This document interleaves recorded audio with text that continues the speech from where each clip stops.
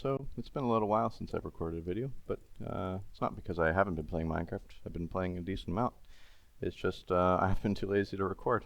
But here I'm finally doing it. So this is one of the things that I've made over the past few months now. It's a small, relatively small rather, 50 furnace array. Now the main features are that it's fully hopper-locked when not in use, and also toggle stateless, and relatively cheap actually. The main goal of this was just to um, reduce the amount of observers that the previous designs that use this distribution concept have used. So let me go over the credits actually. So Andrews was the first one that I know of at least to use this distribution concept, and that is to use an instant dropper combined with scheduling certain droppers early in order to distribute the smeltable items equally over the furnace. So that's by him.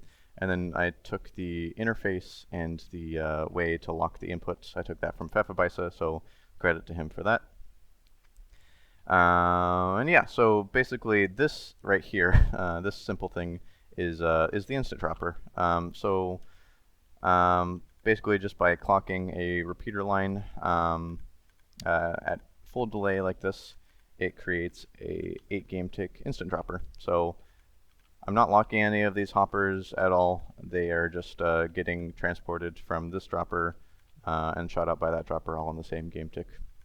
Now, I do that for both the fuel and the smeltable ingredient lines.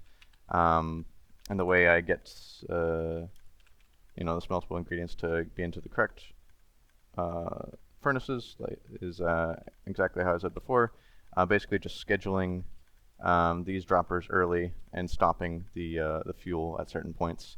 It would just continue on with this repeater line actually to get the fuel into the correct furnaces and for it to be evenly distributed. That's how that works. And with this repeater line instant dropper combo, it lets me get things a little bit more compact, a little bit more lag friendly actually, as well as cheaper. So on average for the basic wiring for the fuel distribution, or for the distribution rather, it uses on average 1 observer per, and that's important because in 12, which is the main version I play on, course is non-renewable. That course wasn't made renewable until 1.16, so it's still a consideration. And yeah, the only downside, I guess, there's 2 downsides with this wiring here. One is that for this length of a furnace array, it takes just about 10 seconds for the furnace array to wind up, which isn't that long of a time, but it's a consideration to make.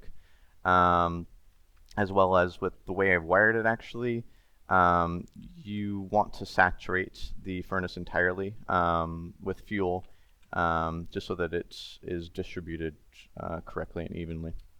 Now that might be a downside to some. For me, it's not, because on Dugged we have more fuel than we know what to do with, so it's really easy for me to just tower up with some chests, fill them all, and just turn on the furnace here with the on switch and just let it distribute, saturate the furnace on its own.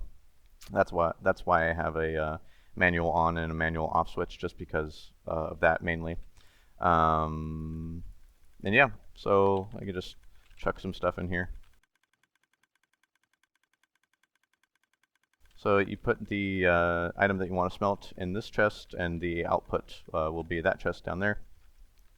The fuel input are these chest towers in the back there.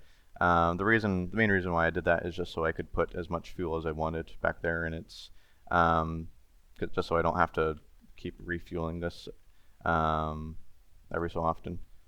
The idea is just to tower up with so many chests rather, that I never have to do it. And yeah, so that's basically the furnace in a nutshell. If you spam the input, because I didn't put any really input protections, you can do this, spam it, and really kind of screw up the distribution. If you do that, it won't really break it necessarily. It'll still smelt, and you'll still get the items eventually it'll just take a lot longer. So yeah, don't do that. But if you do that, you can just press the off button, um, wait like 30 seconds, and then hit the off button, the on button rather, and it'll be working perfectly again. So if you spam the hell out of it, just turn it off and on again, and it'll start working, and it's not really a big a deal. If you don't like that, you can check out Storage Tech Discord. There, Pfefferbeisa has his furnace array, where it's actually protected, and there's no like manual way for the player to spam that. If you are concerned with that, so I'll link that in the description as well. And yeah, so I guess I just tell you the speed of the furnace. If you were to be constantly smelting, it would be 18,000 per hour, which is a decent speed. That's all that you would need really for just to have a small furnace at main storage. And then the last thing, I guess, is if you were to like somehow input, a stack of observers into this chest, what will happen is it'll eventually get put in one of these furnaces. So that's why I have these glass lines here, just so you can look into the furnaces and take those out. Because if you don't, the furnaces will be permanently clogged up, which is not great. So yeah, don't do that. But if you do, it's not that big of a deal. Okay, it's getting close to finishing smelting. And yeah, with that, that's actually done. I'll put the world download in the description. I'll put both their channels in the description as well. And if you have any questions, just DM me or put a comment, and I'll try and answer them. Bye bye.